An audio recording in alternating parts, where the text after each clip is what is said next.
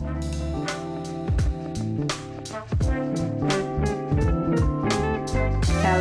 hello, and hello. It's me, your girl Ashana, and surprise! We brought back the one, the only Claudette. Say hey, Claudette. Hi, everyone. Long time no hear from me. We pulled her out of the archives. Welcome back, Claudette. Thank you. So glad to have you here on the show. We're going to be talking about priorities, because October is Stewardship Month, but we're going to be talking about financial priorities, or putting your priorities in a hierarchy similar to Maslow's hierarchy. You remember learning that in whatever grade we was in when we learned.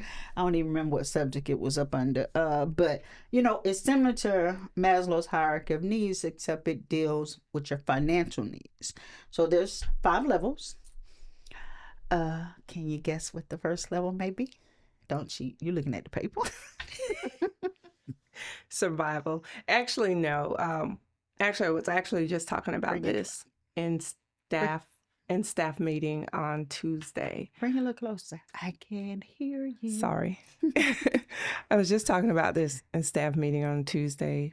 When we're thinking about our budget, what needs to be at the top of our budget, and we need to take care of ourselves first. That being our housing, our food, our transportation. Exactly. That's survival. And so, as long as your foundation is set, then you could pretty much handle almost anything financially. And the key is not to rush from one level to the next. So you have your survival level, which is what you said, making sure you have all your basic essential needs taken care of. Because if we don't have our housing taken care of, we're uncertain about where we're going to live, how we're going to eat, how we're going to drink, how we're going to do any of the things, then that kind of sets, I don't even know. If you don't have those things, you're not even going to be concerned about anything else. Right. So the key is to make sure you have a foundation where you have survival. And unfortunately, in today's economy, we have a lot of people that are still stuck on the survival mode, in the survival level, because people get laid off. And so they were already one paycheck away from not even knowing if they were going to have housing. So right now, a lot of people are in survival mode, but then some people, they reach the second level, which is stability. That means you have your strong foundation, you have all your basic needs taken care of, but now you have a little bit more room to take care of those things you might have put off while you were still in survival mode, such as making sure you have adequate insurance, not just life insurance, but health insurance and everything else. You're starting to save a little towards your emergency fund and paying off debts and everything else.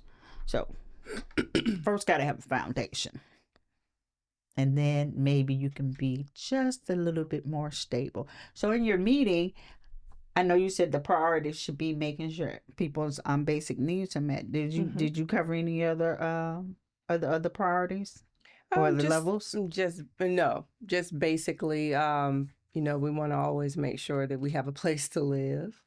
We have food, we have transportation, especially if we have to get to a job. I'm seeing a lot of people requesting assistance now, especially for rent. And, the programs that were normally available are gone. So, and we don't know if or when they're coming back. Right. So I just created this little 1-page sheet of budgeting tips, what you need to cover in terms of hierarchy, what should be your main focus.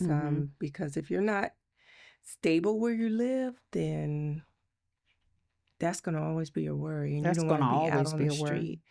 So you always want to keep that roof over your head. That's very important. I tell my daughter that all the time, pay your rent first. Yes. Pay your rent first. Everything else can come later. Right. Pay your necessities. You want to create that strong foundation.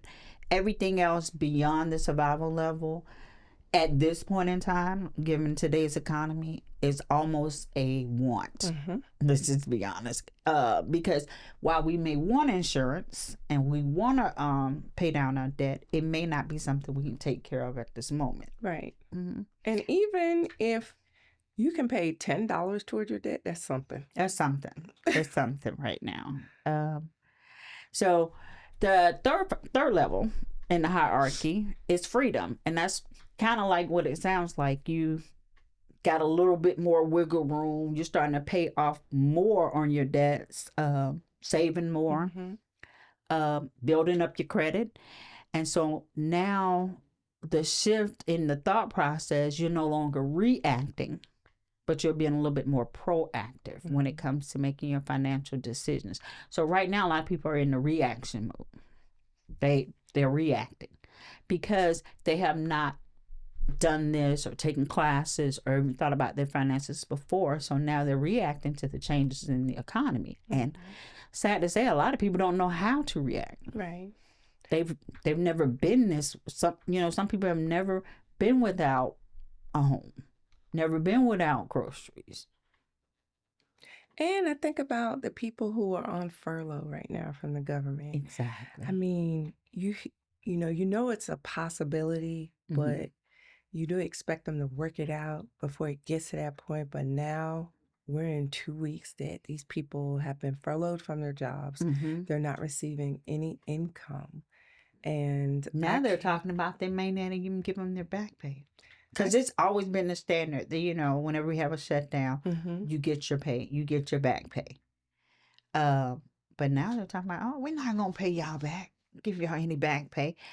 But, that's a rabbit hole we can go down. Right. That's a whole deep rabbit hole we can go down. But it makes you think now when things hit home. So, let's just be realistic. And, we passing along this information.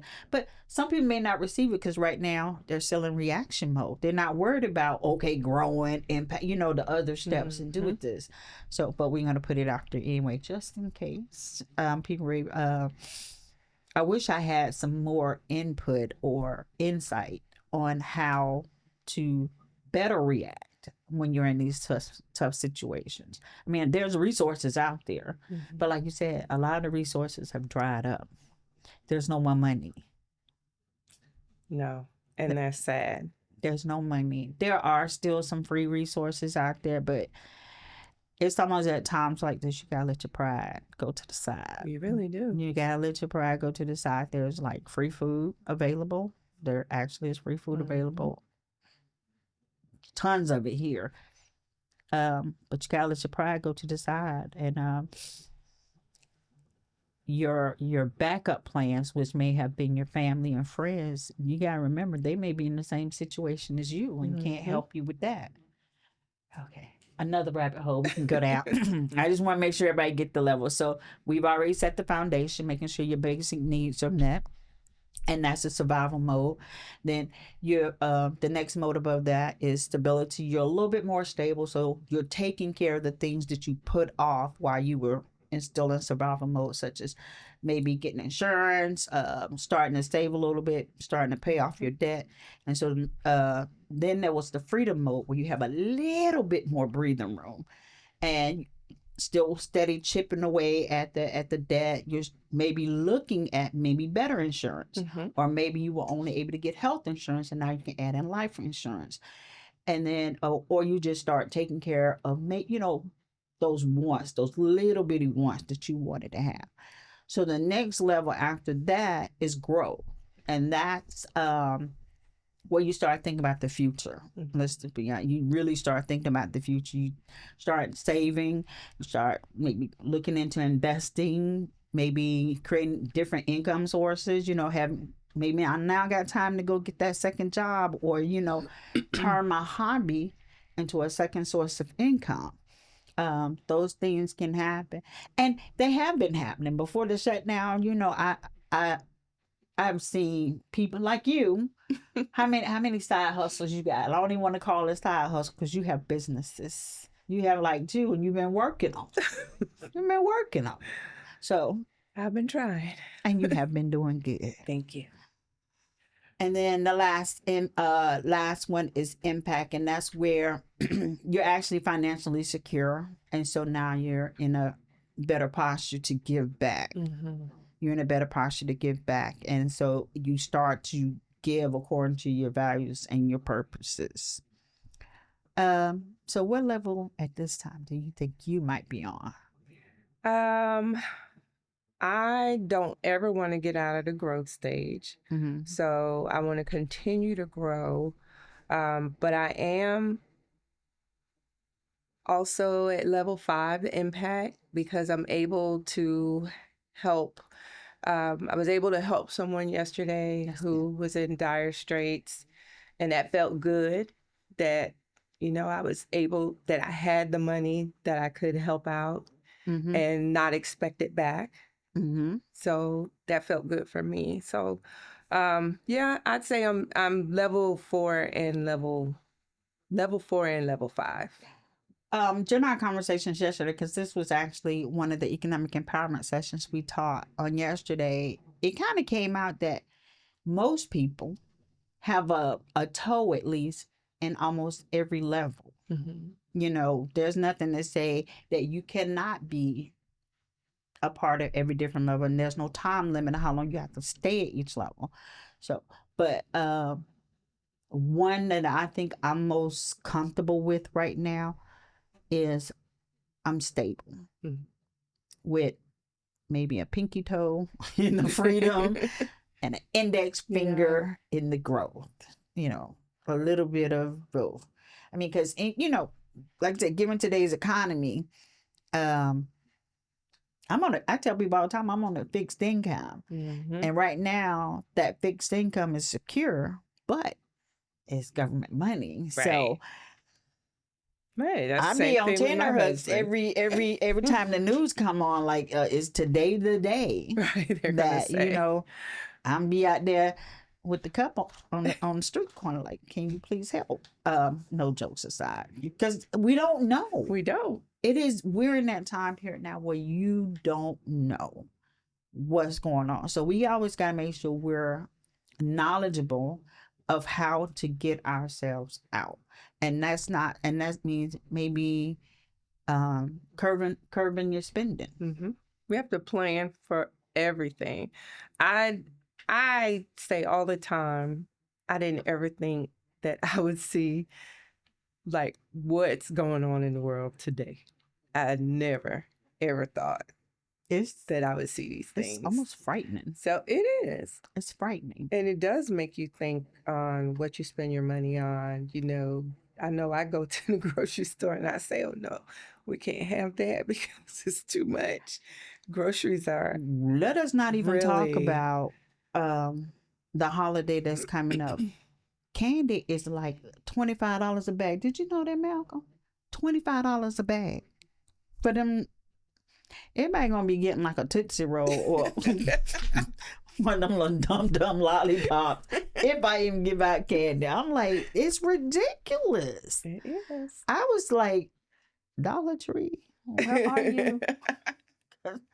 The real test will be for Christmas to see what the Christmas spending looks like. That will be the real And tell-all. I agree, because people are so caught up in, what's the word, aesthetics, trying to fit whatever aesthetic is out there. I still don't know what that word means.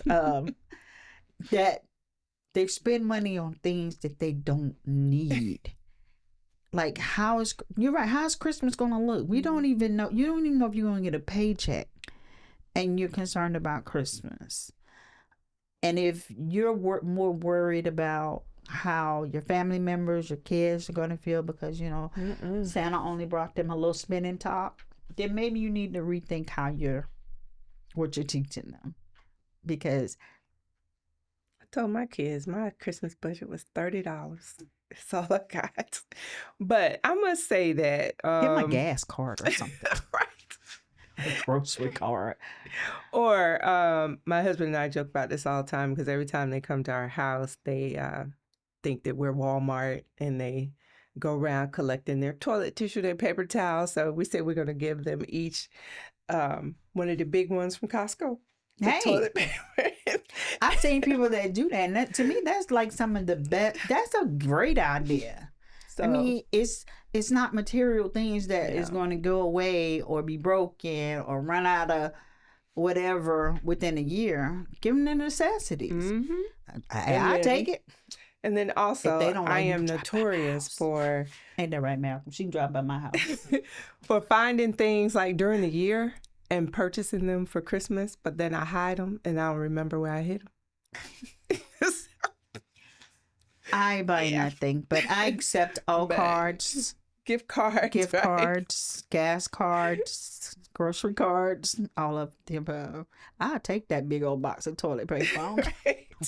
Say, you just leave it outside. Hey, the that's a door. $40 gift. You know, people don't understand. It's expensive now. And so I know we're supposed to be talking about the hierarchies, but it's just so much. We don't went all off to the left, but I think that we're talking about more important stuff because as we sat here talking, I was like, this is so, I didn't read the room because times is hard right now.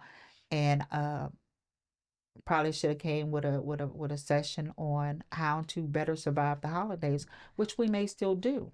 We have time. Which we've been talking about. We kind of ventured into that anyway. How to better survive the holidays. We're going to change it to that topic, Malcolm. Okay. Which is plan ahead. If Plan you have ahead. to, plan ahead. Go ahead. And like you said, sales are now. People don't understand. The sales are all year long. Things get more expensive during the holiday season. And then think about practical things that people may need this year instead of material things. Because like I said, times is hard. I would love a container of laundry detergent and stuff like that. Things that people may actually need and use. And I bet you people, during the hurricane last year, they probably would have appreciated even more then because people are still recovering from things. So don't feel like you have to be like the Joneses or be like everybody else and try to get the best of everything and get all the little cute things that they're displaying at the stores that are going to break in 2 minutes anyway.